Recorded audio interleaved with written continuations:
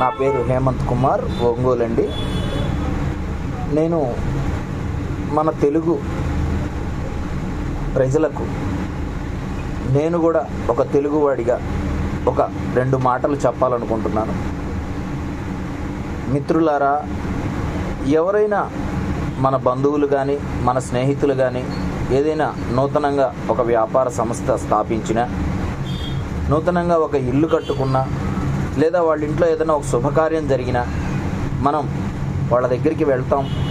వాళ్ళకి అభినందిస్తూ వాళ్ళు ఇంకా ఉన్నత స్థాయిలోకి వెళ్ళాలి, ఇలాగే సంతోషంగా ఉండాలి అని మనం కోరుకుంటూ మన యొక్క ఆశీర్వాదాలను వాళ్ళకి అందించడమే కాకుండా వారికి ఏదో ఒకటి మనం మన ప్రేమతో తృప్తిగా గిఫ్ట్ ఇస్తుంటాం.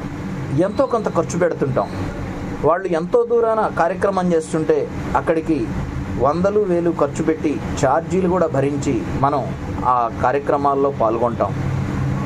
ఎందుకు ఇవన్నీ చేస్తామంటే మన యొక్క ఆత్మీయతను, అనుబంధాలను పెంపొందించుకోవడానికే కదా.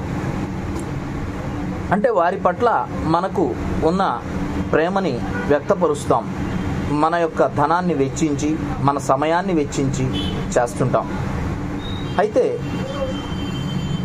అవతల మన స్నేహితులు కానీ మన బంధువులు కానీ వాళ్ళు సంతోషకరమైన సందర్భాలలో మనం వారికి ఇంకా బాగుండాలి, ఇలానే సంతోషంగా ఉండాలి అనే ఒక ప్రేమతో మనం గిఫ్ట్లు ఇస్తాము, ఖర్చు పెడతాము.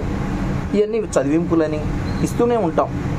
అయితే నేను చెప్పదలుచుకున్నది ఒకటి మిత్రులారా, సంతోషంగా ఉన్నప్పుడు వారికి మీరు గిఫ్ట్లు ఇచ్చినా ఇవ్వకపోయినా సమస్య లేదు. కానీ వారికి ఏదన్నా ఒక ప్రమాదం వాటిల్లి, ఏదన్నా ఆరోగ్య పరిస్థితుల్లో బాగలేక ఏదైనా హాస్పిటల్లో చేరినప్పుడు కానీ, లేదా ఇలాంటి ఇప్పుడు ప్రస్తుతం మన తెలుగు రాష్ట్రాల్లో కొన్ని ప్రాంతాల్లో వరదలు వచ్చినాయి. ఈ వరదల టైం వల్ల చాలామంది కుటుంబాలు ఆర్థికంగా చితికిపోయినాయి. వాళ్ళు చేసుకునే వ్యాపారాలు, షాపులు అన్నీ మునిగిపోయినాయి. కొంతమంది వాళ్ళకి తెలిసిన స్నేహితుల ఇళ్లల్లోనో, లేదా పునరావాస కేంద్రాల్లోనో, లేదా బంధువుల ఇళ్లల్లోనో తలదాచుకొని ఏదో వాళ్ళ తిప్పలు వాళ్ళు పడుతూ ఉంటున్నారు. అలాంటి వాళ్ళు ప్రతి వారికి కూడా, అంటే ఒక మనిషి లేదా ఒక కుటుంబం వారికి శ్రేయోభిలాషులు ఎవరు? స్నేహితులు, బంధువులు ఉంటారు. మరి 100ల సంఖ్యలో ఉంటారు. ఒక వివాహం చేశారు అంటే వాళ్ళ ఇంట్లో కొన్ని 100 మంది అటెండ్ అవుతాం. మరి మనం ఈ 100 మందిని వాళ్ళు ఎందుకు పిలిచి ప్రేమగా వాళ్ళ సంతోషాల్లో మనల్ని భాగస్వాములను చేస్తున్నారు అంటే మనమంతా ఒకటి ఐకమత్యంగా ఉండాలి, ఒకరిపై ఒకరు ప్రేమానురాగాలు పెంపొందించుకోవాలి.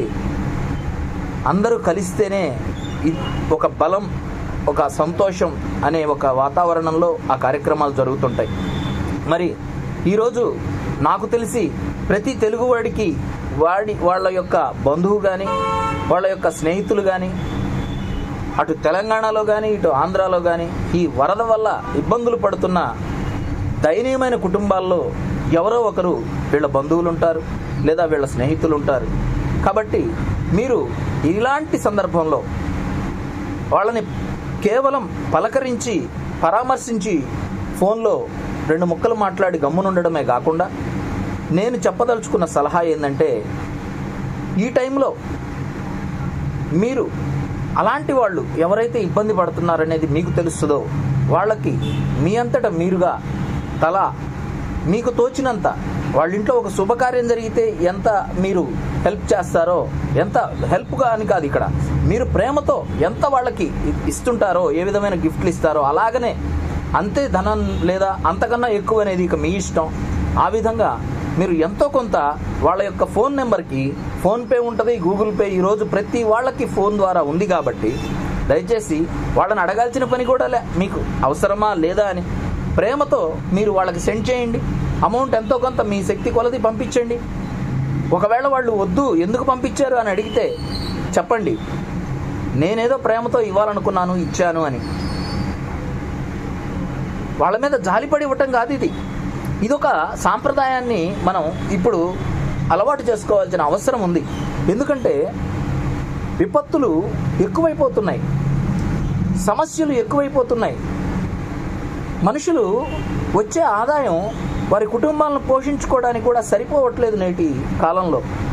మరి ఇలాంటి దారుణమైన సంఘటనలు, పరిస్థితులు వచ్చినప్పుడు ఆ కుటుంబం చితికిపోతుంటుంది కదా.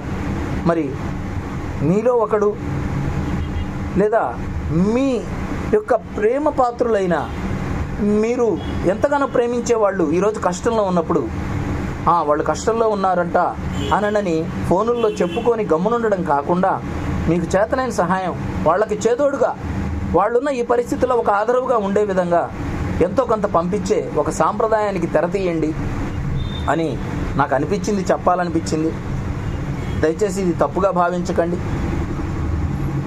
ఒక మంచి ఆలోచనేమో ఇది చాలా బాగుంది అనేది ఒకసారి దీని గురించి మంచిగా ఆలోచన చేసి ఇది ఎంతవరకు కరెక్ట్ అనేది కూడా ఆలోచించి మీరు ఆ నిర్ణయాన్ని ఇంప్లిమెంట్ చేయాలని కోరుతున్నాను.